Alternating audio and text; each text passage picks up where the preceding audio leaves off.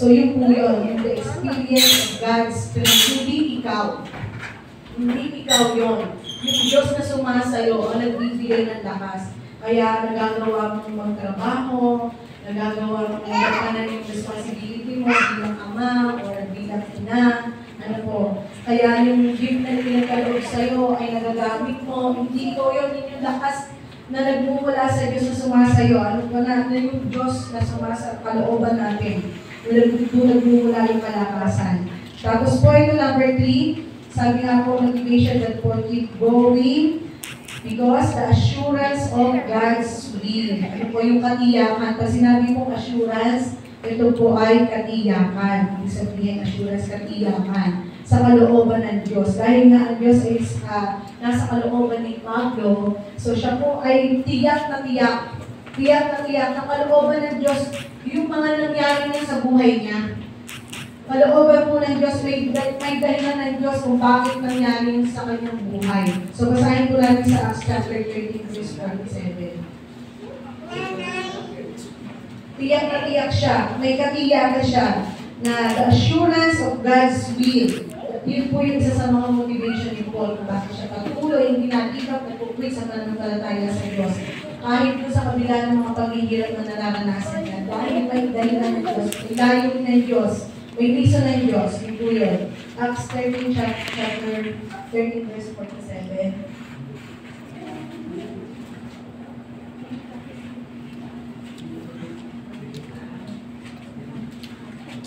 Kaya po ang lakas ng loob sabihin ni Pablo, mas higit ako sa kanila. Kasi alam niya sa kalooban niya, never niyang kinwestiyon ng Panginoon doon sa mga naranasan niya sa buhay niya.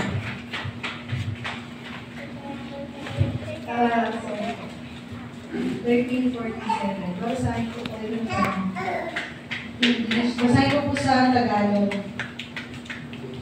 Ito po, sabi po dito,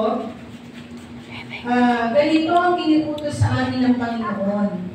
Inilagay kitang liwanag sa mga hintil upang magdala ng kaligtasan hanggang sa dulo ng daigdig. So ito pala yung kalooban ng Panginoon kay Pablo. Kung bakit naranasan niya yung mga paghihirap na ito, magbilang talags ka ng bilang ko, bubugin ka, sumakay ka ng barko, lumubog yung barko na nasa akin, walang balutang-lutang ka. Isipin niyo hanggang dulo ng daigdig, maliwanag ko yung kalooban ng Panginoon sa buhay niya. Sabi niya, ganito ang iniuutos sa amin ng Panginoon. Inilagay kitang liwanag sa mga hindi upang magdala ng kaligtasan hanggang sa dulo ng daigdig. At nakarating sa ating panahon, itong testimony na to ni Pablo. Ito po, itong testimony ni Pablo na keep going doon sa pananampalataya mo sa Diyos. Kasi ako nga, ito yung naranasan ko eh. Yun ang palooban ng Diyos, talagang makarating. Kaya sa panahon natin, nakarating pa itong testimony na to, itong advice ni Pablo na to kay Timoteo. Dahil sila yung mga kaangaran ng Diyos. So, hanggang sa dulo ng daigdig, talagang yun ang kalooban ng Diyos eh. God's will ni Lord, God's will kay Pablo, na talagang makarating sa dulo ng daigdig, itong kanyang buhay. Ano po, bilang isang pangangaral. Isipin niyo po, nasa loob ng bilangguan. Paano nangyari yung ano po, nakusap sa kanya ang Diyos, nakaupo lang siya. Sulat siya ng sulat doon, sulat ng sulat. Yun ang wala, ibang tayo sa loob ng bilangguan eh. So, sulat siya ng sulat, sulat ng sulat. Nandun na umusap ang Panginoon sa kanya, doon sa mga isinulat niya. Ito nga po yun, nakarating sa mga sulat niya. Naniniwala po ako na maganda rin po ang layunin at kalooban ng Panginoon sa ating buhay. Bagaman may mga dumadaan tayo sa mga pangit na karanasan, o pangit na nararanasan, na tingin natin pangit, tingin natin ay masama sa pakiramdam, mabigat sa kalooban. Pero, meron pong magandang layunin ng Panginoon. Kaya huwag kayo i-give up, huwag kayo i-quit. Kasi nga, sa minsan, doon tayo nagpapalo eh. Kapag malapit na tayo doon, magtagumpay doon sa ating nararanasan, na paghihirap o bigat, ng kalooban, doon pa tayo magpupuwi sa pananampalataya sa Diyos. Andun na pala tayo, malapit na yung biyaya ng Diyos eh. Ito yung biyaya ng Diyos. Kaya lang nag-quit tayo bigla, nag-backslide na tayo. Lumustos na tayo. Ano po? So, sabi nga po dito, sa Proverbs chapter 3, verse 5 to 6, No?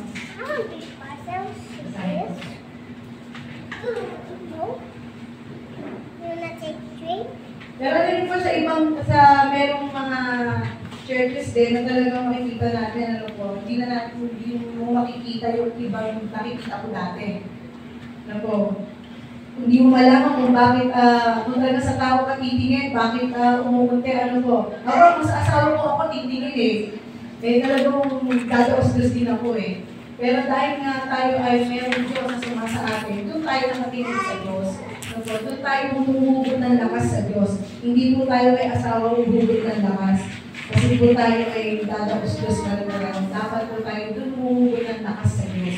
Para hindi tayo hindi tayo fit sa pananampalataya sa Diyos. Pamawakan po natin yung ibigay sa atin ng Panginoon na kakayahan. Nakakalungkot na hindi mo pa alam hanggang ngayon, umilag ka na sa pananampalataya, yung kakayahan na ibigay sa iyo ng Diyos, na yun yung i-develop mo para hindi ka, para magpatuloy ka, hindi ka magpapulit, hindi ka mag-give up. Ano po? Kasi hindi ka naman sisimba. Maaaring yung kakayahan mo na magbigay o tumulong sa simbahan, tumulong sa kapwa, pwede natin magamit yun. Ang pagbibigay po dito sa ating sa box, ang pagbibigay po ng salamin, ay malaking tulong po yan sa bawat isa. Hindi lang po sa pader, hindi lang po sa material na bagay. Ang pera po ay ginagamit sa bawat isa sa atin. Hindi lang po sa mga bagay o material. So, kaya maliwanag po, sabi po sa Proverbs chapter 3, verse 5 to 6.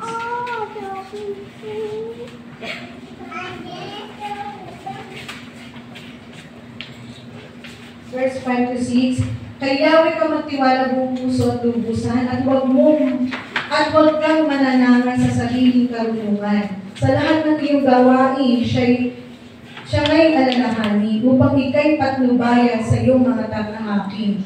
Kaya ka nagpapatnubayan kapag ang Diyos ay naalala mo. Pero kung nananangan ka sa sarili mong karunungan, hindi ka talaga mapapatnubayan. Kasi maliwanag sa lahat ng iyong gawain, siya iyong alalahanin. Upang ikay patnubayan sa iyong mga tatahakin, ano po ba yung alalahanin? Mananalangin ka. Ipagkakatiwala mo sa Diyos lahat. Kunti mo na lahat ng plano mo, lahat ng gagawin mo, ipagkakatiwala mo sa Panginoon. Hindi ka mananangan sa sarili mong karunungan. Sabi nga po, maliwanag dito na ikaw ay papatnubayan. Kahit po yung ating mga anak, alam mo po ako madalas, kasi kalbasa, may binata na nga ako, tapos napasok sa school, motor. Talagang meron kang bilang nanay, meron kang pag-aalala. Bagamat hindi sinasabi ng labi mo. Pero may mga bagay na naglalaro sa isip mo, sa kalooban mo na yung takot.